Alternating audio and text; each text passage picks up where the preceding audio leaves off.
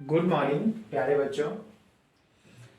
स्वागत है आपका अपने YouTube study channel BLA classes पर।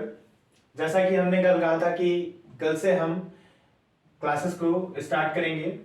तो बच्चों, आज जो क्लास है उस क्लास का नाम है नंबर सिस्टम, यानी कि संख्या पद्धति। आज हम पढ़ेंगे संख्या पद्धति के बारे में, यानी कि नंबर सिस्टम में क्या क्या चीजें होती हैं, हम किस तरीके से नंबर सिस्टम को पढ़ते हैं, किस तरीके से हम कुछ चीजें हैं जो न्यूमेरिकल सॉल्व करते हैं, जितनी भी प्रॉब्लम्स होती हैं हम उन सभी के बारे में आज इस वीडियो में बात करेंगे।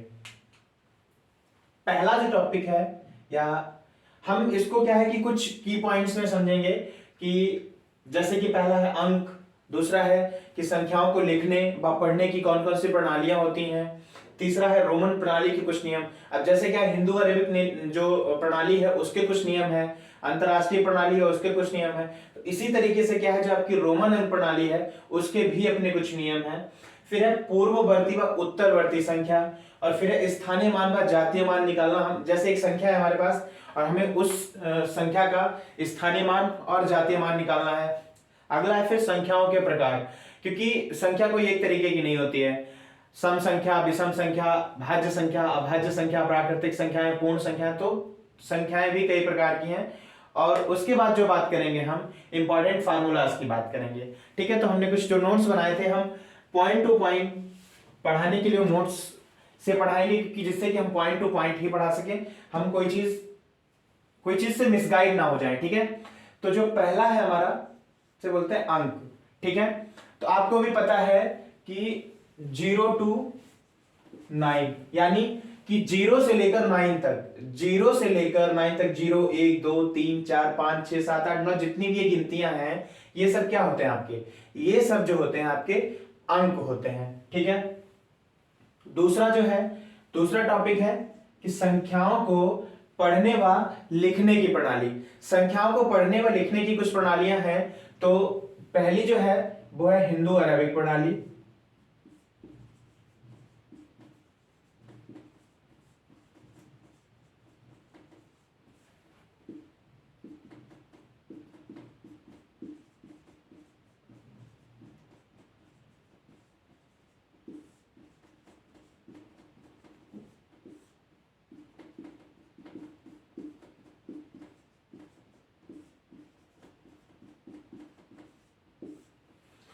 तो बच्चों, जो पहली है हिंदू अरेबिक प्रणाली, यानी कि जो हम नॉर्मली यूज करते हैं, इकाई, दहाई, सैकड़ा, हजार, 10,000 करके जो यूज करते हैं, वो आपकी होती है हिंदू अरेबिक प्रणाली। और जो अगली होती है अंतरराष्ट्रीय प्रणाली। इस अंतरराष्ट्रीय प्रणाली में कुछ ज्यादा चेंज नहीं होता है, इसमें भी उसी तरीके से होता है, बट इसमें जो है आपका जो इसमें लाख और हम जो 10 लाख बोलते हैं, इसमें वही चीजें बिलियन और मिलियन और बिलियन में चली जाती हैं। ठीक है, यहां पर ये जो दोनों हैं, इनमें से जो आपकी अंतरराष्ट्रीय प्रणाली है ये आपकी सबसे ज्यादा चलन में है। थर्ड नंबर पे जो आपकी रोमन प्रणाली, तो हमको क्या मेनली जो बात करनी है वो रोमन प्रणाली की ही बात करनी है। रोमन प्रणाली में कुछ ऐसे जो रूल हैं जो कि रोमन प्रणाली में हमें नहीं पता होते हैं और नॉर्मली हम गलतियां कर जाते हैं। तो हम जो आज बात करेंगे वो रोमन प्रणाली पर ही बात करेंगे मेनली। ठीक है, तो रोमन प्रणाली,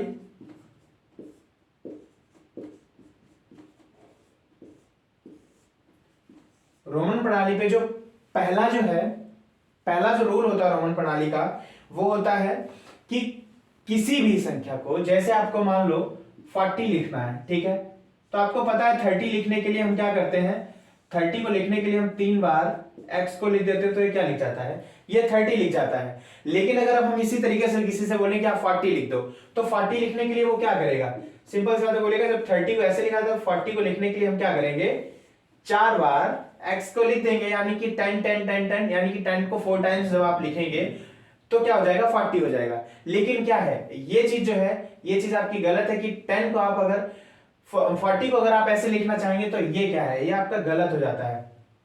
तो फिर 40 को आप कैसे लिखेंगे, 40 को लिखने के लिए आपको पहले ये पता होना चाहिए कि 1 to 1000 रोमन में क्या किसको कहते हैं। ठीक है, तो सबसे पहले तो हम रोमन में ये जानेंगे कि 1 to 1000 को क्या क्या कहते हैं। जैसे 1 को सिंगल आई, 5 को V का साइन होता है, 10 को x का साइन होता है, इस तरीके से 50 को c का साइन, और सॉरी 50 को आपका l का साइन, और c जो है आपका वो 100 का साइन होता है, और d जो होता है वो आपका 500 एंड 1000 जो होता है वो जो होता है आपका m होता है। ठीक है, तो पहले तो हम ये टेबल बना लेंगे।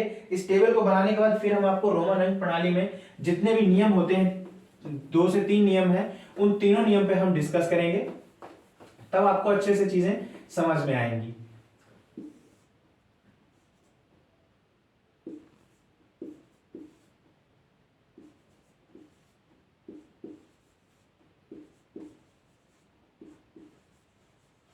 ठीक है, ये है आपकी हिंदू अरेबिक प्रणाली में लिखी हुई गिनतियां। अब इनको हमें रोमन अंक प्रणाली में लिखना है।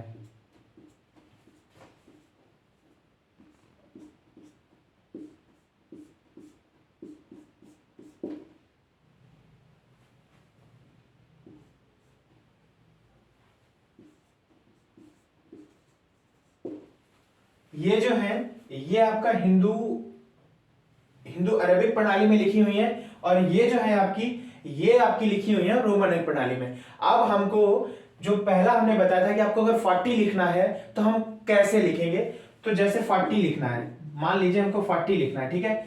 इसी तरीके से हमको जब कभी भी, जैसे मान लो ये लिखा हुआ है और ये लिखा हुआ है, ठीक है, तो इसको हम पढ़ते हैं 4 और इसको पढ़ते हैं हम 11, ठीक है। तो इसमें सिर्फ एक ही चीज आपको समझनी है कि जब ग्रेटर जो संख्या होती है, जैसे इसका साइन, ये साइन होता है 5 का, ठीक है। अब अगर ये पहले छोटी संख्या का साइन दिया गया और बाद में बड़ी संख्या का साइन दिया गया है, तो यानी कि जो बाद की जो बड़ी संख्या उसमें से हम क्या करेंगे, पहली संख्या को क्या कर देंगे माइनस, तो 5 - 1 = 4, ठीक है। लेकिन जब पहले अगर बड़ी संख्या का साइन हो, जैसे x = 10, अगर 10 अब +1 लिखा है तो क्या करेंगे, इसको हम 10 + 1 = 11 कर देंगे। तो आप समझ रहे होंगे कि अगर बाद में बड़ी संख्या लिखी है या बाद में बड़ा रोमन अंक लिखा है, तो उसको क्या करते हैं हम आगे वाले से घटाते हैं, और उसके बाद अगर पहले बड़ा हो बाद में छोटा हो तो उसको क्या करते हैं हम प्लस कर देते हैं। तो ये जो था पहला, और मतलब ये हो गया पहला रूल कि 40 को अगर आपको लिखना है तो जैसे क्या है, आपको 50 को लिखते हैं L, ठीक है, तो L आप यहां लिख दीजिए। फिर क्या लिख रहे हैं कि 40, यानी कि आपका 10 कम होगा, तो आप XL लिखेंगे। जब इस तरीके से XL लिखेंगे तो L का मतलब 50 और X का मतलब 10। आप जब इस तरीके से लिखेंगे तो 50 - 10 = 40 हो जाएगा। ये जो तरीका है ये आपका तरीका लिखने का सही है, लेकिन वो जो तरीका था कि 4 बार x को लिख दो 40 हो जाएगा, वो गलत है। क्योंकि किसी भी रोमन अंक की हम 3 बार ही पुनरावृत्ति कर सकते हैं, तीसरी बार से हम चौथी बार नहीं कर सकते। अगर चौथी बार हम करते हैं तो फिर वो जो है गलत हो जाता है। और जो दूसरा रूल है, दूसरा रूल ये है कि BLD, ठीक है, ये जो है VLD, इन तीनों की ही कोई भी पुनरावृत्ति नहीं हो सकती है। अब जैसे मान लो मैं आपसे कहूं 15 लिखो, ठीक है, 15 को लिखने के लिए आप इस तरीके से थोड़ी ना लिख दोगे कि 3 बार आप V का साइन बना दोगे तो 15 थोड़ी ना हो जाएगा। तो इसलिए क्या है कि B जो होता है, यानी कि 5 जो होता है, इसकी कोई भी पुनरावृत्ति नहीं होती है। इसी तरीके से L = 50, तो जो L होता है इसकी भी कोई पुनरावृत्ति नहीं होती है। D = 500, इसकी भी कोई पुनरावृत्ति नहीं होती है।